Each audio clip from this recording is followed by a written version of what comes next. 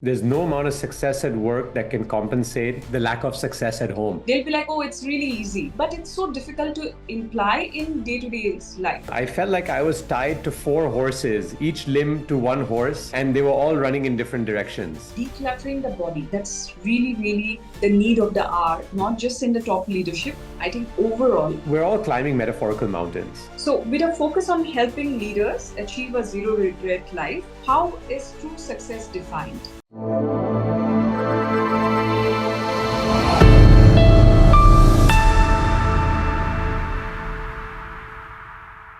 Hi everyone, I'm Mohsinaa Ahmad. Welcome to my show Boss Talks.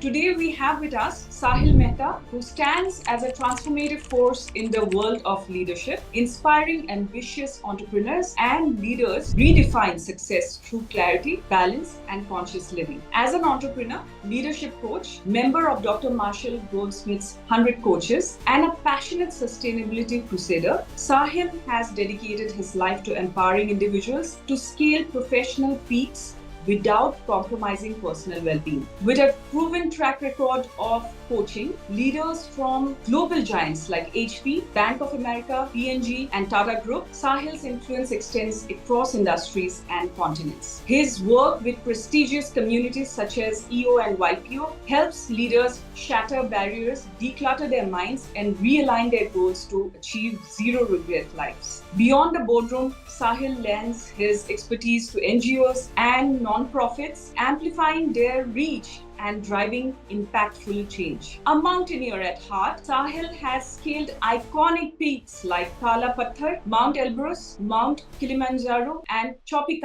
embodying the philosophy that the journey matters as much as the destination. His adventures mirror his approach to leadership. Success is as much about the climb as it is about reaching the summit. Through his keynote speeches, coaching programs, and thought leadership, Saahil inspires individuals to embrace a holistic definition of success, one where professional achievements harmoniously coexist with meaningful relationships, personal fulfillment, and a healthy lifestyle. His mission is clear: to help leaders rediscover their purpose, amplify their impact, and create a legacy of sustainable, conscious leadership. For anyone ready to embark on a transformative journey towards clarity, fulfillment, and a life of no regrets, Saahil Mehta's insights provide the perfect starting point. Hi Saahil, thank you for joining my podcast. We would love to know how you do it all. First of all, thank you for having me. It's so exciting to be here with you. People ask, how do you do so many things? And the answer is quite simple. It comes down to clarity. There was a time in my life where, if I can give you a visual, I felt like I was tied to four horses, each limb to one horse, and they were all running in different directions. I felt so stretched. And I realized it's because I was saying yes to a lot of things, when in reality, I should have been saying no. Now, there are times when you might say, well, it seems like it's important.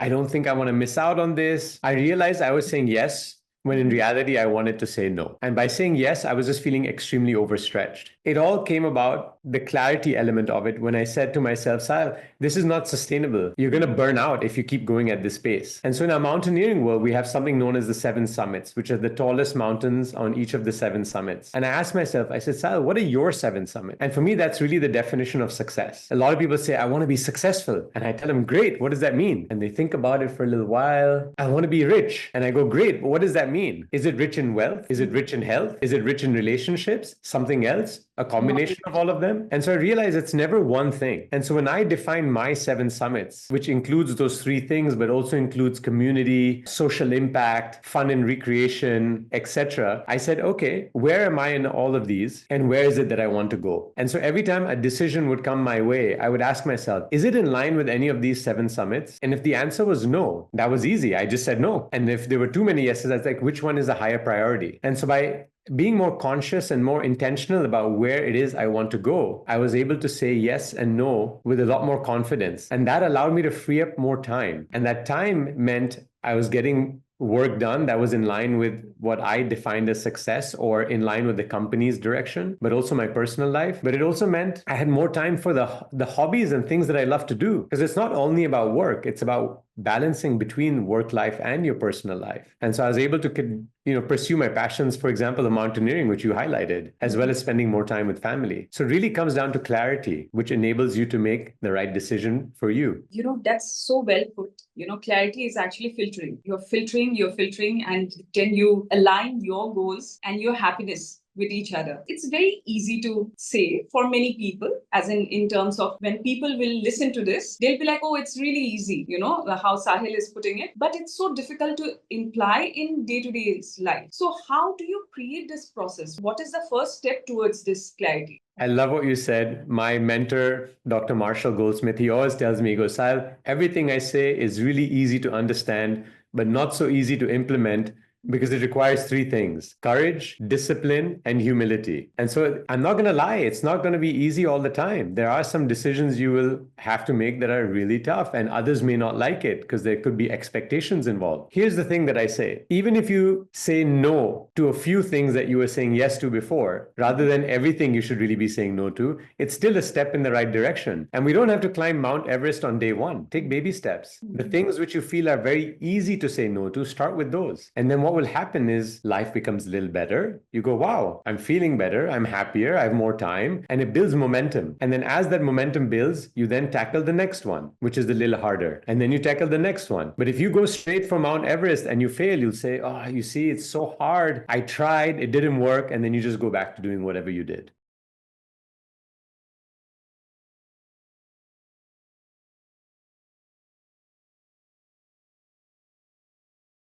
So, usually people fear the more you filter, you actually filter out people as well who are not good for you, right? There's a point of time where you feel that you are lonely. Is loneliness a part of this game? Do you meet people of your kinds in that journey? I'm a big believer that when one door closes, another one opens. And yes, that transitionary period always can seem a little scary. It's the same as when you're perhaps moving countries, you're moving cities, you're moving jobs. Whenever there's transition involved, there's a bit of grayness, there's a bit of the unknown. But if you have true confidence in yourself that you've made the right decision and you, like I said, keep the door open. And I'd like to share a story actually here. One of my clients had recently moved to Dubai. He told me, he said, I'm not really meeting people here. Everyone seems to be superficial, etc., etc. So I listened to this gentleman speaking. And after a while, I said, is your door open? Does the other person know that it's open for them to walk through? Or is your door shut as well? To which he answered, yeah, actually, Saahil, my door is shut. I said, why don't you open your door and see what happens? The next coaching session, which was a month later, he comes back and he says, wow, I've met such wonderful people. And it's because his door was open. So again, if your door is open and you let others know this new part of you and you say, you're more than welcome to walk in if you would like, all of a sudden you start meeting people that are like-minded with the new person you are becoming. Absolutely. So powerful, actually, what you have said. Leadership,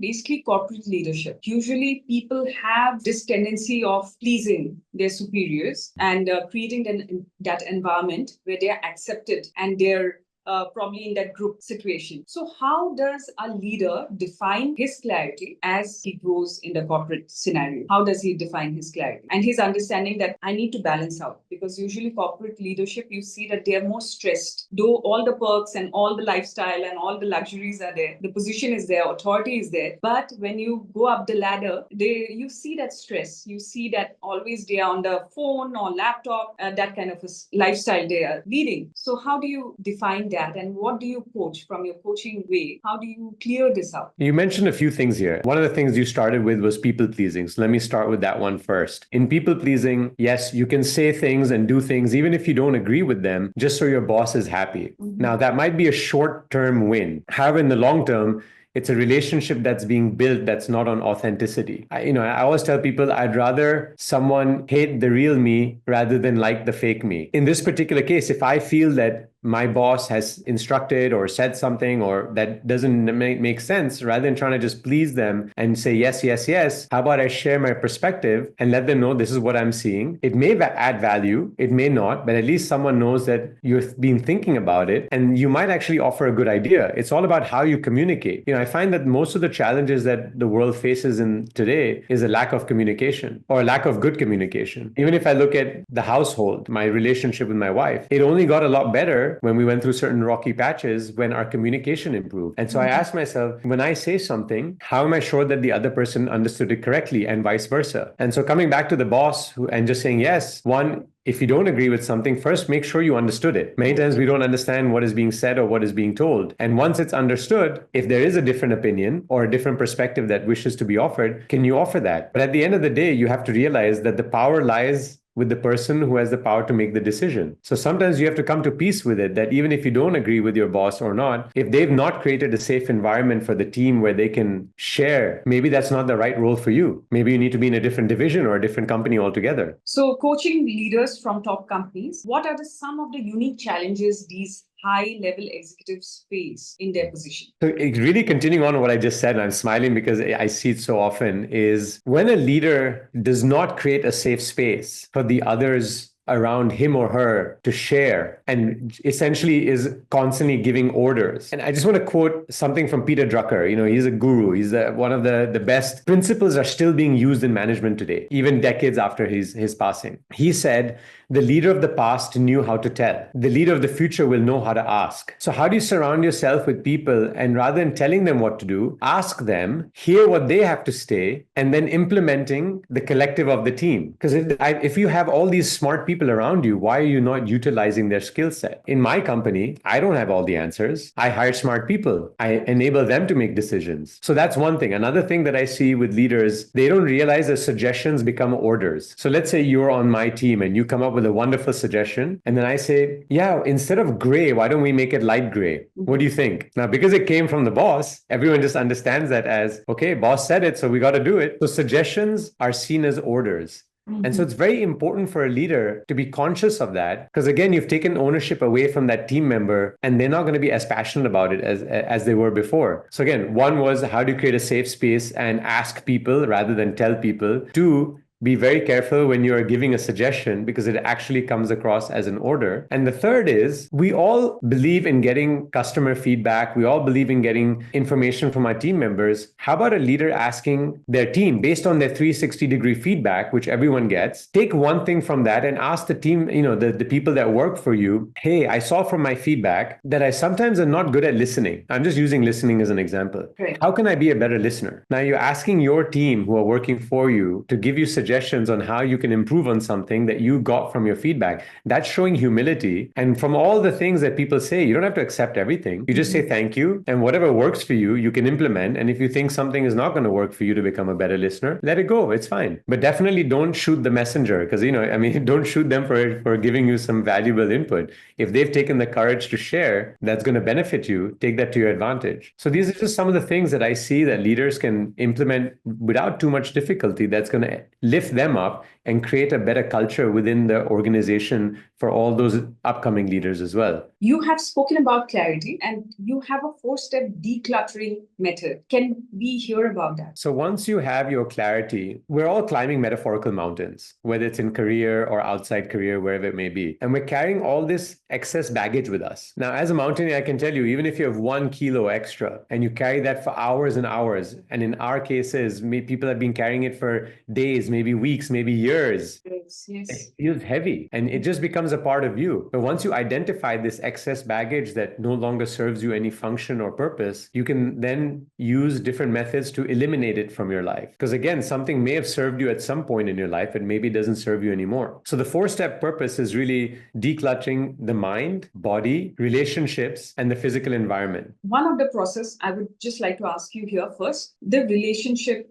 declutter that you have mentioned, because it is seen in many leadership positions that they don't have a balance of life when relationship and work is concerned. They're either too ambitious and they put say 18 hours of their 24 hours in work, and they're not left with much time for relationships. So how does that work out? And when people come to you with that aspect, how do you work that challenge out? Again, one of my mentors, a gentleman by the name of Warren Rustan, always said, there's no amount of success at work that can compensate the lack of success at home. You could be the CEO, you could be the chairman of a company. However, if you're having challenges at home with your family, maybe your kids, you barely see them, the wife is thinking of leaving you, or the husband is thinking of leaving you, depending on who you are, what's the value? What's the point? And if things are bringing joy and happiness in the household, at least I found with the leaders I work with, the energy levels that they come to work with is so different. They're much happier. And when they're happier, not only is that a better relationship with the self, but they're also better people with the people that work for them or the people they report to, because that energy is felt. And when you're coming in with all that baggage from the house, you might lose your anger too quickly. You might be snappy. You might not be listening properly. So it's going to affect your potential opportunity in the workspace as well. You cannot succeed in one and fail in the other. Both have to elevate in order to have a successful life. Absolutely true, because in my environment as well, I have seen that, they're so stressed out and they want to give their best, but one trigger comes in and they're just down and under. So that's a beautiful way of putting it. I always tell people, don't worship the corporate God, if that's the best way to put it. Yes, it's important. We all want to succeed in life. But guess what? If you ever have a major health issue, who are the people that are going to be by your side? And are you nurturing those relationships enough? The people from the corporate workspace may or may not be there. And so if it's family or if it's friends or if it's spouse or whoever it is for you, are you giving that relationship enough time? You said about decluttering the body. That's really, really the need of the hour, not just in the top leadership. I think overall, there's so much of junk, there's so much of thought process which affects our physical body, and it takes a lot of toll and still it functions. How does one declutter their body and what are the practices they need to follow for this? Everyone says eat well, sleep well, exercise. I'm not going to say that, right? Because you've heard that way too many times. I'm just going to give you 3 practical tools that you can start to implement, which will give you a lot of answers. One is get your bloods done for the essential vitamins and minerals and have a consultation with a specialist. Don't be a doctor, because you're not. So that's the first one. The second one is listen to your body. And so what I do once every few hours, and you can even put a reminder on your phone as an alarm or something, I will just stop everything, sit on my chair, close my eyes, and just do a body scan. Is something tired? Is something hurting? Is something saying that I need to slow down or rest a little bit? Am I hungry? Whatever it is. So I just check in with myself. And when I check in with myself, the body is giving me lots of answers. So I'm like, wow, I didn't know that. Let me do this now. And the third and final thing that I would say is, yes, sleep is important. And I did say I wasn't going to talk about sleep, exercise, or food. But the one thing I do want to mention about sleep is that's where you recover. That's where a lot of healing is happening. The power nap as well for like 15 minutes, 20 minutes, if you can catch up. Is that important? I'm not sure if that gives you the healing that may benefit you. And look, if it works for you, by all means do it. Healing that happens while you're sleeping. So I might be getting some of this slightly incorrect. I'm not a sleep specialist. However, I do recall, I believe it's between 10 and 2 is when the physical recovery happens. And between 2 a.m. and 6 a.m. is when the mental recovery is happening. So that's if you're sleeping earlier, which is what I started doing and I encourage all my clients to do. Sahil, I would like to ask you here, do you believe in visualizing your goals or do you affirm, like you said, when we are decluttering your mind or we are bringing in the clarity, there are trigger points or your self-talk is pulling you down. So you need to realign your self-talk with your goals or yourself for that matter positively.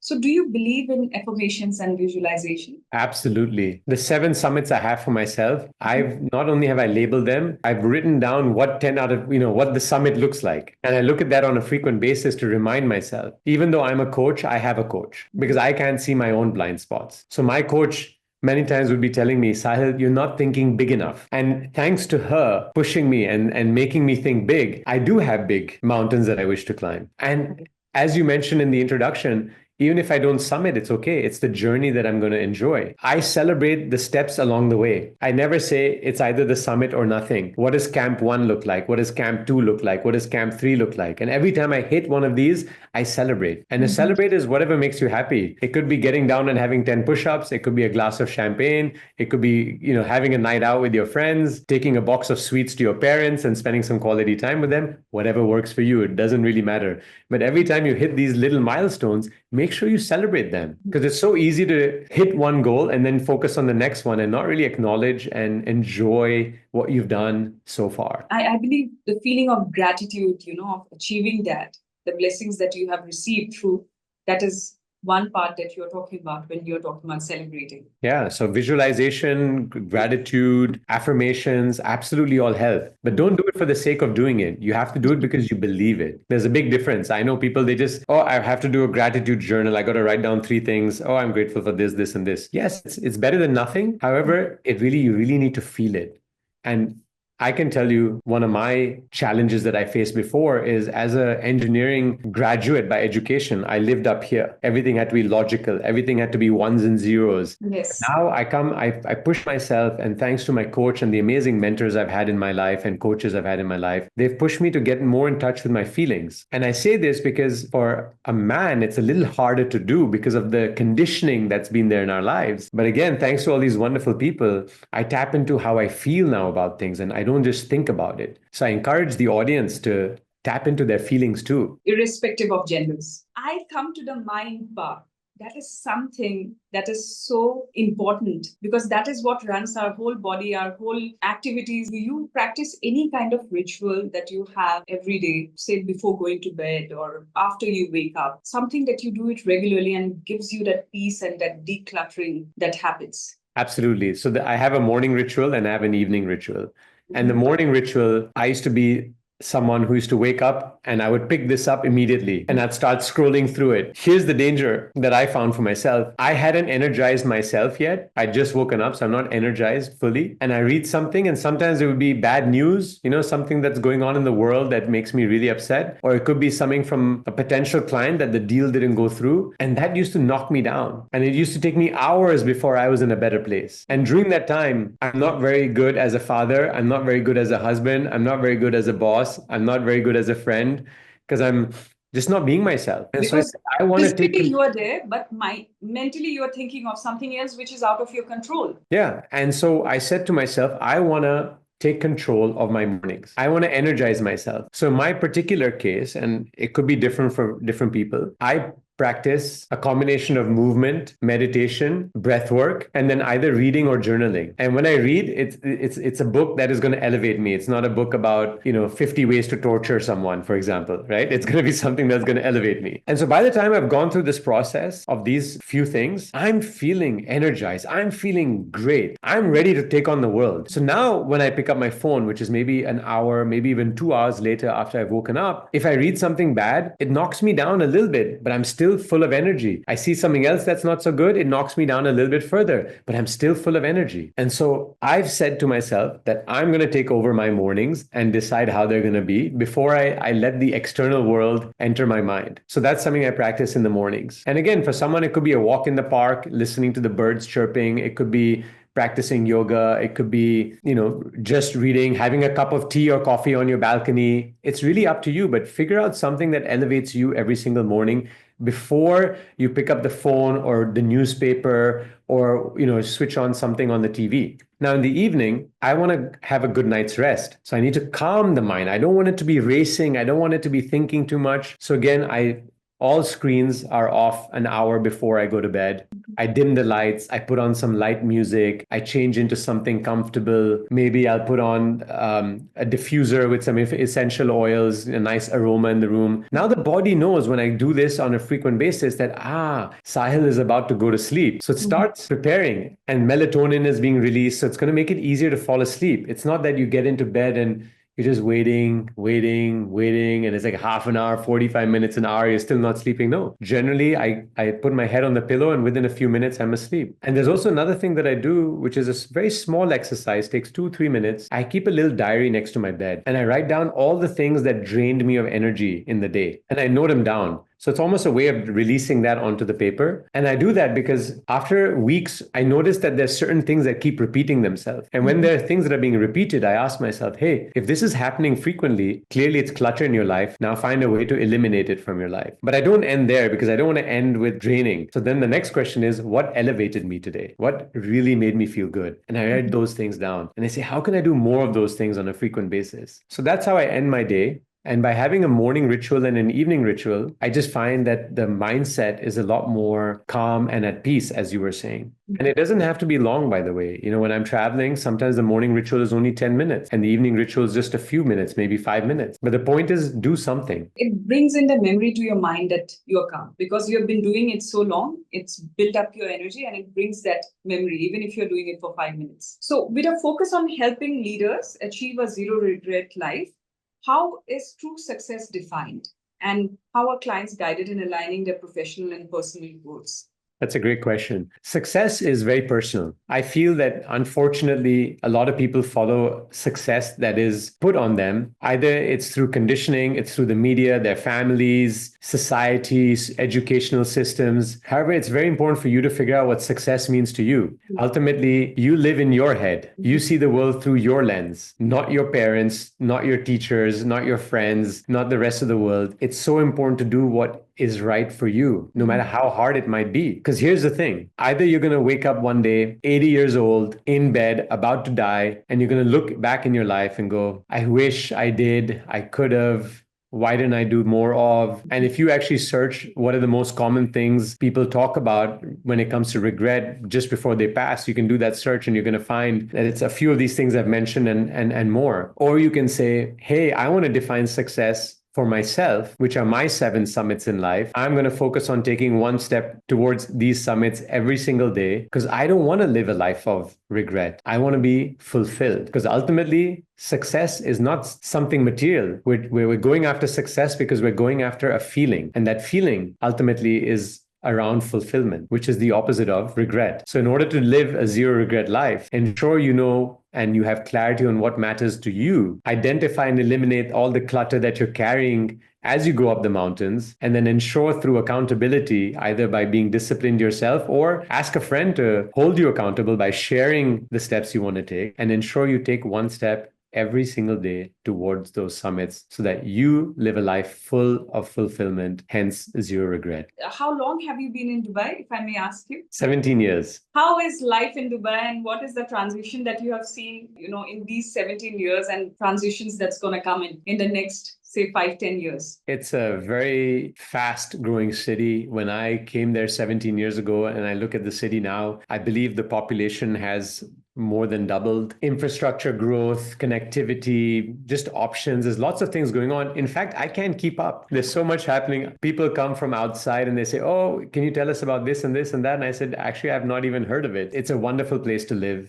Very happy, very safe. And I think there's something for everyone. So whatever you're interested in, if you want spirituality, it's there. If you want dining out, it's there. If you want cultural programs, it's there. If you want international stars visiting for various sports or concerts, it's there. Lots of things for kids, beautiful beaches, seas, a lot of nice nature things that you can do. So I feel there's a little bit of something for everyone. And that's the beauty about the city, that it has so many facets that whoever comes will probably find something that works for them. Rest, you need to declutter. And you need to filter because the city is growing very fast. At the same time, we need to slow ourselves down somewhere.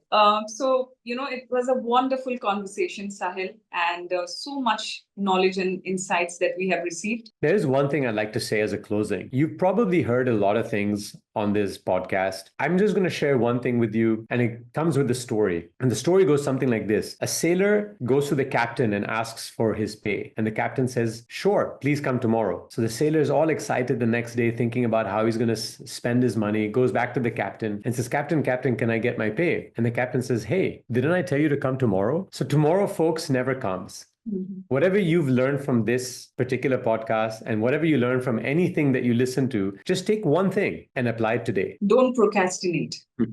It's never going to happen. Thank you, Saahil. Thank you for joining in and sharing such beautiful, beautiful insights, enlightening prospects of a person's lifestyle. So great to have balance, to declutter, to have clarity, to say no to the things that's not important for us, or it's hampering our priorities. Absolutely well put. Thank you for joining in. It's such an honor to be on the Self-Discovery podcast. Self-discovery is discovering more about who you are and what matters to you, ultimately allowing you to be the best version of yourself. So I'm very grateful to be on this podcast, and I can't wait to hear the next episode.